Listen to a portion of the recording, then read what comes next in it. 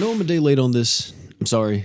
Just know, yesterday was kind of crazy. But Gigi and Ira have finally been revealed in Grand Summoners, and your boy is ready to talk about them and check out their kits and see how good they are. I've been seeing a lot of mixed things with these units, but then again, I saw mixed stuff with the first part, so I'm just taking that with a grain of salt. Gigi is going to be a dark demon. As you see in the kit, he has this really cool art that's able to give demon allies up to 200 art gauge. He has a true art that's giving some dark res, a really good nuke on that super art, and if we take a look at his passives, he has defense ignore and a little bit of accuracy. If we look at his true weapon here, he has the soccer ball. Now the soccer ball is going to be giving him a bit more damage with that skill and also some art gauge, which is definitely appreciated considering he has no innate art gauge in the kit apart from that 30 art gauge on the skill, and that thing is on a very long cooldown here. So to understand the value of Gigi, we really have to think about what teams are we going to be running him on, and the main team that I'm thinking you're going to be running this guy on is a nuking demon setup. Now the reason why I say nuking demon is because he gives that 200 art gauge to everyone. I'm going to be honest with you, if you get 100 art gauge on Gigi, there is no reason to not use this art because it refunds itself and it gives him an additional 100 art gauge on top of it. So he literally gets this off for free. Not to mention, he gives everyone on the team paralysis and freeze res, so that could be very impactful in certain situations. But if we look at like a mono dark demon nuke setup, well, let's take into account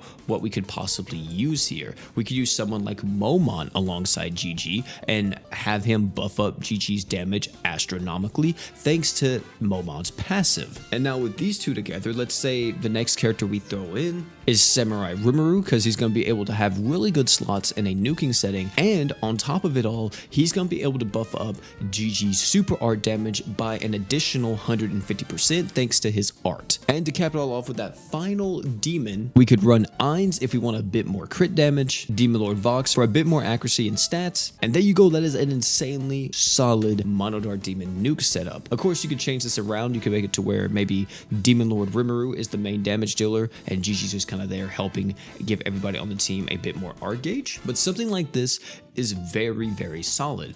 Even outside of just a nuke setting, if we consider like Mono Dark Demon as a whole, I don't think it's going to be nowhere near as good as a Mono Dark Demon nuke team, just because Gigi doesn't really offer a lot in the sustain setting. The most you're getting out of him is a true art that's stacking dark res down, but in reality, like nothing else is really doing too much here. So definitely Gigi is not going to have as many teams as someone like Okarun is having right now, because Okarun just fits on everything, but he's definitely not terrible. Considering too that you could also run Gigi on Luan's team if you wind up getting Luan, and then that team could be pretty solid there. But it's also just considering the fact, is Gigi really worth slotting there over someone that may be a bit more beneficial, like a Samurai Rimuru to give you more art gauge on that team, Hajime that's going to give arts plus like tons of damage. It's just a lot of stuff to consider here. I think Gigi's going up against very tough competition, unfortunately. So yeah, Gigi's looking a bit lackluster, but still is going to be insanely valuable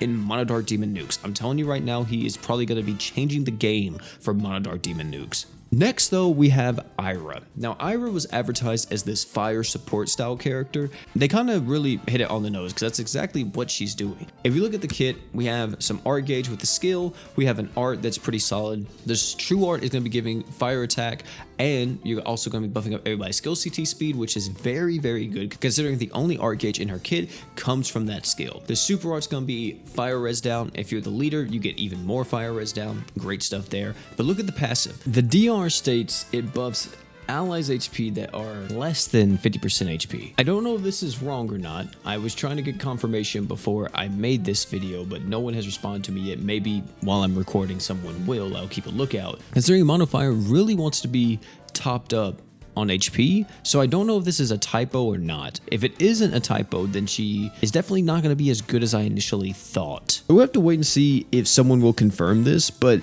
for the teams, it could go two ways. If this is supposed to be greater than 50% HP, I could see her being used alongside, the regular Mono Fire team. I'm talking about your characters like Summer Iris, Priscilla, all that type of stuff. However, if she is supposed to be used with lower HP characters, then I could see her being ran alongside someone like Kirisame or other taunt tanks, because that is a free 30% DR for them. They love being at low HP, so why not use her alongside a character like Kiri? And that team will still get benefits if they use like Summer Iris and all that, for an example, because she's mainly just there to support the team. She's not really there to like do crazy deeps or anything. So you could still run like her with like Summer Iris, and then even run like Priscilla, or you could run Sunraku depending on what you want to do, and then have Kirisame, and there you go. You have a team that is just completely supporting Kiri's DRs and hoping to God that Kiri can tank everything, because if that barrier breaks, then the team kind of crumbles. It's gonna be interesting to see if this is actually supposed to be less than 50% HP. I could see this character not being as good as some of us may have initially thought, because whenever I first looked at this, innately thought this said greater than 50% HP. So I was like, oh my god, she's gonna be crazy. But since it's less than,